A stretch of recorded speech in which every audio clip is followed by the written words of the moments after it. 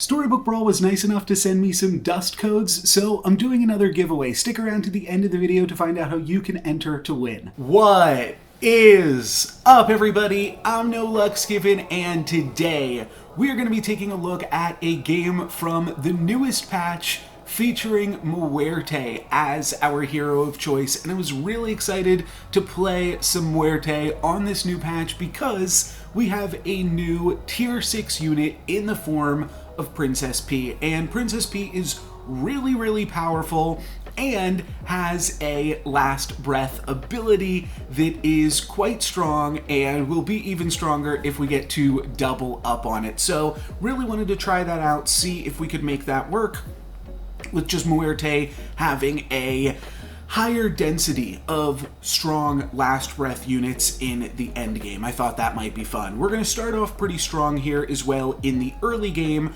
with a forbidden fruit allowing us to pick up 3 units for turn 2, which is enough to allow us to beat Wonder Waddle. And here I really want to roll the die onto either the Kitty Cut Purse or the Labyrinth Minotaur, but I didn't want to chance rolling the die and picking up the Bossy, so I just wound up rolling the die and then selling off the Golden Chicken. We don't actually get any benefit out of roll the die other than ticking down Cindy, which is still something, just not super impressive. But regardless, I think that we are going to be strong enough here, and maybe we'll get some extra gold that we can make use of through this Kitty Cut Purse. Depends how big my opponent is here, and with that Humpty Dumpty, it does look like, unfortunately, they are going to be a little bit too big. So we take our first loss of the game. Now we've got some interesting options, and to be honest, I don't exactly know where I go from here, but I don't think it's crazy to just rip off this Wish Upon a Star. The thing about Muerte is there are so many good last breaths once you hit level 4, mainly just the Friendly Spirit, right? That I think that firing off this Wish Upon a Star is actually a pretty fine move here. We're not really expecting to win the combat this turn.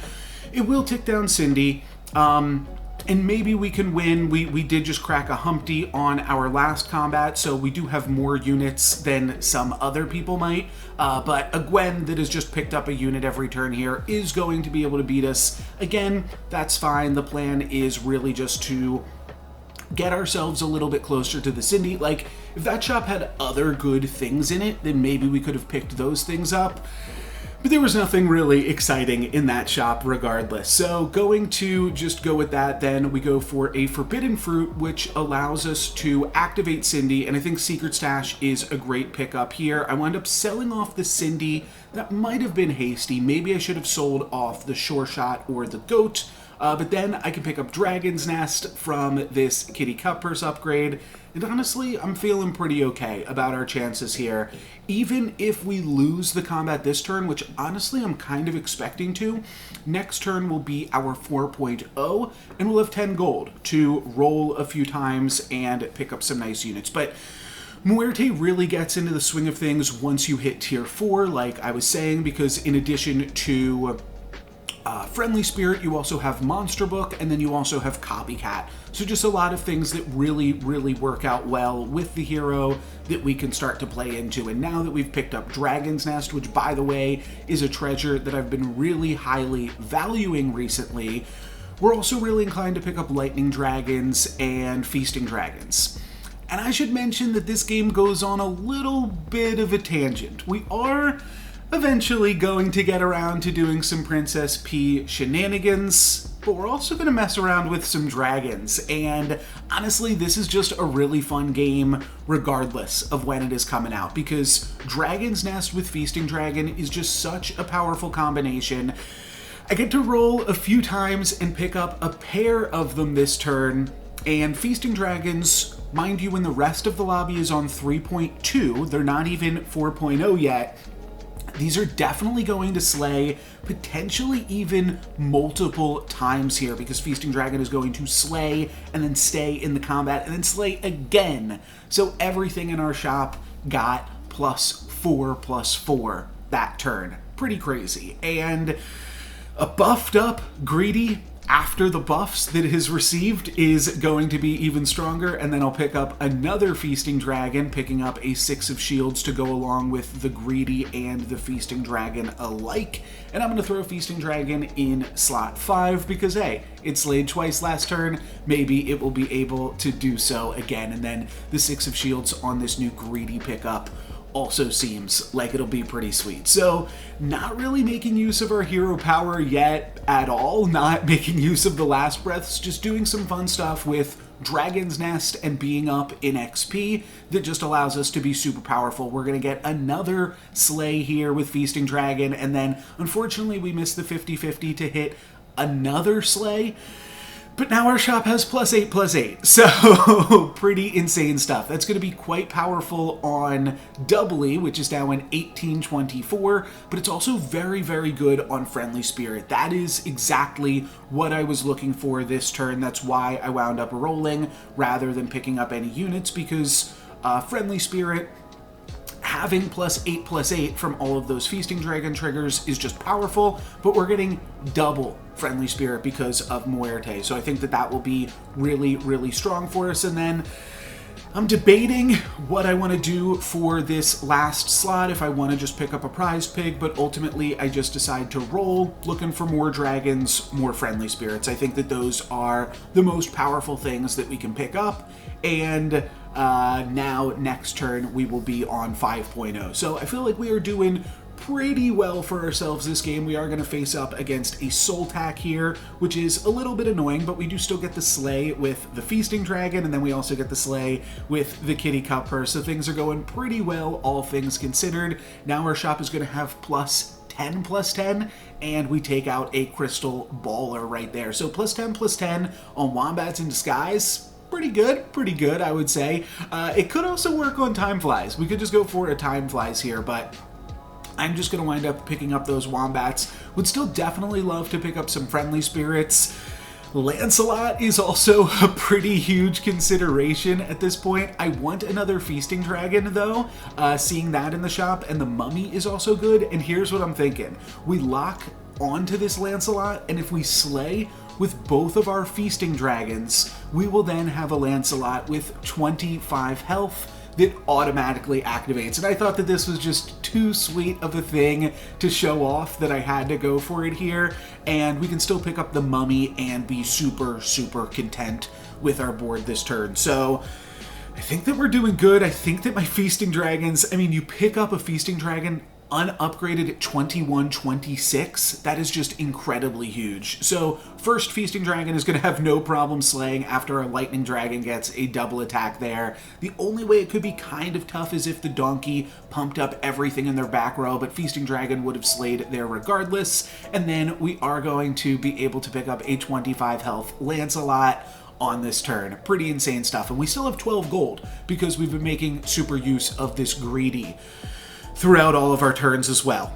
So this was a really, really fun game. I just had a blast with this one, doing a bunch of really silly stuff with all of these slays. Could have potentially True Love's Kiss the Wombats in Disguise. I kind of missed that, to be totally honest, but I wound up rolling for Baba Yaga. I think that that is a really good pickup here as well, both because it works well with the Feasting Dragon, and then will also just work well with this Lancelot eventually. And then I'm going to pick up another Lightning Dragon, because why not? Our dragons are still getting a nice little buff, and then I'll pick up a Golden Chicken just to bring some econ into next turn. Honestly, I think about, oh, I do sell the Golden Chicken for the Polywallow. Okay, I couldn't remember if I did that or not, but it's a pretty good play to be able to just pick up a Polywallow. That's one of the best uses for our gold right now, because it's spending 2 to most likely get a tier 6 unit. I think that that will be pretty powerful. Lancelot is going to slay. Unfortunately, Feasting Dragon will not slay. However, Polywoggle should be able to as well. Yeah, that's going to get the buff, and then we will have an upgraded, or not an upgraded, we'll just have a tier 6 unit. We could upgrade it with Ambrosia, do some Ambrosia Polywoggle stuff, but it's kind of hard to give up on Evil Eye, especially when I am so well set up for a slay comp right now. And we're even more well set up when we find a Jormungand right here. I thought I was going to play Oni King plus Friendly Spirit, but Jormungand is just too much to pass up. I really, really want a River Wish Mermaid this game, both because it's insane for our Lightning Dragons, and then also because it will be insane if we can find Princess P, which is the plan starting next turn. Because otherwise a Slay comp doesn't really have anything to do with Muerte, right? But we can actually really make use of Muerte in a Slay comp by finding some River Wish Mermaids. We haven't been lucky enough to find any to this point, so I'm just going to wind up playing these Feasting Dragons, a whole line of Feasting Dragons this turn. Oh, okay, the reason that I cut the Lightning Dragon here actually isn't to be stronger this turn.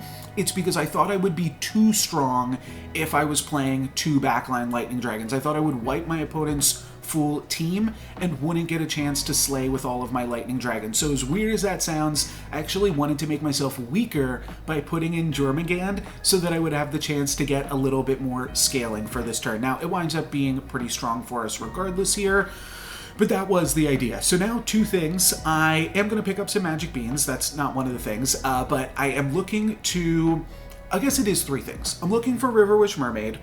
I am looking to triple my tier 4 units so that way I can find a Horn of Olympus, and then I am also looking for Princess P. So that's kind of everything that I'm working with right now. I'm going to wind up selling Oni Tyrant to triple this Feasting Dragon, and that is an absolutely massive Feasting Dragon. I'm also going to grab Krampus's Slay from that and support the bigger Feasting Dragon with the Baba Yaga, just because I think that that one has a higher chance to slay. We are playing up against a Geppetto, so there's a chance that they both are just able to slay here. But yeah, honestly, just a pretty ridiculous game. I think the Dragon's Nest is in a really, really strong spot right now, and we are definitely able to make great use of it this turn. We are going to have some pretty massive shop bonuses throughout this one as well with the Feasting Dragon triggers. I don't even know how much my shop is being buffed up by at this point. We're also going to get the Krampus's Slay, but nothing there was good enough. We are just going to spend all of that gold upgrading a Jormungand, and then we have Jormungand plus another Knighthood this turn. I think that that's probably also too good to not go for. It doesn't really work with the shop bonuses to just upgrade a Jormungand like this, but everything in my shop already has plus 28, as I have now done the math here. That's pretty good, regardless. I don't think that we need to concentrate on anything else. So we're not going to have any bonus gold next turn. That is also something to note. We are just going to be casting the Knighthood, and that's our full turn. But we've got this Baba Yaga on an upgraded Lancelot with an Evil Eye, which I think is doing a nice job to scale that Lancelot. I would really like to find a River Wish Mermaid ASAP. If we can find that soon, then we can start to support this Lightning Dragon and actually feel like we've got a lot more of a legitimate scale comp, slay comp rather, but which is a scaling comp. But I would like to additionally just have the Lightning Dragon doing some stuff, because the Feasting Dragons aren't going to make like the ultimate endgame version of this comp. We do want to replace our dragons at some point, our Feasting Dragons. Lightning Dragon we can keep in if we can keep it in with a River Wish Mermaid. But let's jump ahead a little bit here. I do decide to cut the lesser of my 2 Feasting Dragons for a Friendly Spirit, just because we're playing Muerte, and it's more total stats to play that Friendly Spirit at this point. We could, even with how big everything is in our shop, we could even still audible to a Good Boy route. It's not the craziest idea in the world. We have this Friendly Spirit, we have Lancelot, and for that reason, maybe it wasn't good to Knighthood the Jormungand, but we are still going to make some really fun stuff happen out of that. And Jormungand is going to be big enough to win us this fight here, assuming that we dodge the 9th Book of Merlin triggers from my opponent's mages and bring my opponent down to 1. But here we see Good Boy 38. And honestly, that is too much for me to pass up on. We haven't found any River Wish Mermaids, so I'm going to pick up the Good Boy for now, and I think that that is worth it. And then Hercules, Also pretty good. Hercules will activate in 1 turn if the good boy dies. And again, I think that's just too much to pass up. Now we are up against the ghost, so I'm trying to figure out the best way that we can scale against the ghost, because scaling could also just be in the form of Feasting Dragon. However, I think I'm done with the Feasting Dragons. Like I was saying, I'm just going to hope that the good boy dies, and then that'll give us enough stats on all of these other good units to win, but more importantly, hopefully, that can hit onto the Hercules. I don't play the Friendly Spirit for this turn because I want that trigger on the good boy.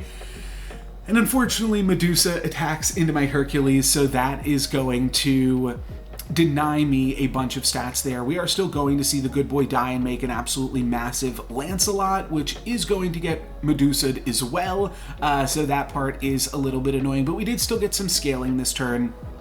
So I guess that part is fine. Now we are either looking for Good Boy or we are looking for River Wish Mermaid. And whichever one of those we find first will basically dictate where we take this comp. I definitely do consider picking up a Court Wizard here. That would be really strong with the Good Boy, but I hold out and eventually do find a River Wish Mermaid and then going to throw that in here. And I'm still kind of doing a little bit of puzzling, trying to figure out the best way to support this board. But I do think that ultimately just going all in on the Slay comp is going to be better for us. So wind up picking up a River Wish Mermaid here, and then can also pick up a Lightning Dragon if I sell my entire bench. So that is what I'm going to do. And we are just going to move back into Slay. If we find a Princess P, that still definitely works. But otherwise, we are going to abandon the good boy shenanigans of it all. My Lightning Dragons attack really, really poorly there. They do not attack into the monster book or the ranged unit that they could have slayed against. So I take 20 damage down to 1. You can see we were 66% chance to lose that fight, but we normally take a whole lot less damage than that. So a little bit awkward. Now we are going to pick up a Hermes Magic Beans, and from here, I guess I'm really just looking for River Wish Mermaids and Lightning Dragons, or maybe Princess P. Maybe we could do something fun with that, because we can double support it, and it is absolutely massive from all of our Feasting Dragon buffs up until this point. It will also be, like I said in my patch review, really, really good when you can use it supported by a River Wish Mermaid and a Baba Yaga. I'm going to wind up rearranging my board a little bit here so that Lancelot gets the first attack as well and can do some scaling. But I think that this is good. Princess P, if it is able to slay at this point in the game, which I think it still might be able to because we made it so big from all of those Feasting Dragon triggers, and then it will give plus 100 to both of the things behind it, which I think is quite a large number. It is going to be big enough to survive the Doom Breath as well, and then you see it gets absolutely crazy with all of these Jormungand's and then passes all of those stats along to the supporting units. My opponent, I think, actually, no, they're doing some 9th book stuff. That's what they got going on. We take them out, and that was pretty sweet, just to see all of those Slay interactions come up. This combat is looking a little bit tougher, because we are playing up against a mage opponent, and Slay can be really tough against mages because we just don't have the stats to compete with all of their stuff. So I am a little bit nervous on this turn. I kind of just want to find some type of scam to do something here. I'll wind up picking up a pair of golden chickens, and then we could shrivel. I'm not really sure that the shrivel is going to do too much, so I wind up rolling past it, and then I go for this forgetting the name of that spell, the Drink Me Potion, before casting a Genie's Wish into a Fireball after a magic coin, or a lucky coin. And we can see that our Lightning Dragon is going to slay this combat. Our Lancelot is also going to survive, but not quite going to be able to slay. Princess P misses the 50-50, which is really unlucky. We do get a huge backline of our units here, but we are going to walk away with a tie this combat. And I kind of feel good about a tie because I thought that we could pull it out next turn. However, my opponent has Holy Grail. So all we can really do from here is cast a Pigomorph and hope fingers crossed, maybe we can get it. I think we are probably going to lose. My opponent is going to be even bigger on this next turn, but let's find out. Let's see who can win this one. Is Princess P good enough? My opponent also pigomorphs. We get that first sleigh. That's good, but my opponent took out my Baba Yaga, so that part's annoying. Princess P does get the sleigh as well, so that is pretty sweet, but then Jormungand is going to miss, and we are going to lose to my opponent's pile of mages, but still a really, really cool game with this Princess P interaction. I have to say, I have been trying to force Princess P in a bunch of games since the new patch. This was probably like the third game that I played when the new patch came out, and so I was pretty happy to get Princess P plus River Wish Mermaid plus Baba Yaga and have it work at least once, right? I have been unable to find Horn of Olympus. That is what I've been hunting for in all of my games. It's just nowhere to be found.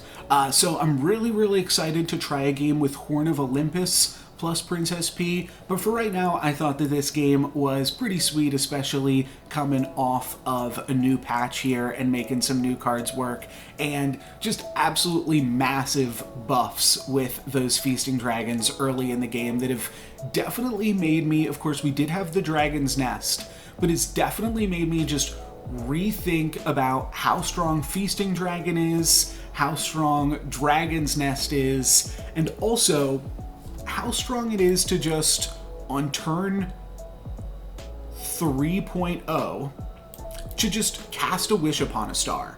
Because that's what I did. I had nothing else going on this turn. Just cast a Wish Upon a Star, and like I said, we really didn't have any other options. If I had the option to pick up a 3-cost unit and a 2-cost unit, then I probably would have, and then tried to pick up the Wish Upon a Star the following turn after I already had 7 units.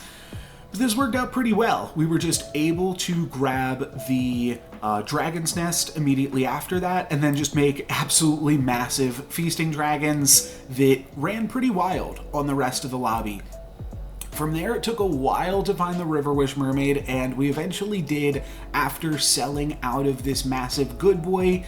Maybe that was another mistake. Maybe knighthooding the second Jormungand, or knighthooding even the first one, was just way too much.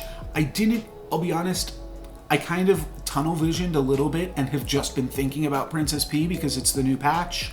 Maybe if I played this game in 2-3 weeks, I would have realized, oh, my entire shop has plus 40 right now. I should look for some good boys because I'm Muerte, and that could have been a really, really powerful way to take this nonetheless, but still, a second place finish, getting to do some really silly Princess P shenanigans as well with Evil Eye, River Wish Mermaid, and Baba Yaga, and ultimately that was a lot of fun. That is going to be it for me today. Thank you guys very much for watching. I'm No Luck's Given. Peace. Here's the details for my giveaway this week. Just leave a comment on any of my videos that includes the word animal. New week, new code word, and you'll be entered into a chance to win a 4,000 dust code. The reason that I say to include the word, that way I can differentiate between the people just leaving a comment and those that are actually interested in the dust to make sure that it goes to a person that will appreciate it. And there's no limit to how many times you can enter. You can go back and comment on some of my previous videos. I've been uploading daily Storybook Brawl videos for the past 7 or 8 months at this point, so I'm sure there is some sweet content that you have yet to see. And yeah, you can enter multiple times. I will do a new code next week, and the other thing that I wanted to say is that if a bunch of people enter, I will give away more codes. So that's just going to be limited by how many people are entering and how many people are commenting. Let's get this channel to over 1,000. I'll see you guys next time. Thank you very much for watching. I'm No Luck's Given. Peace.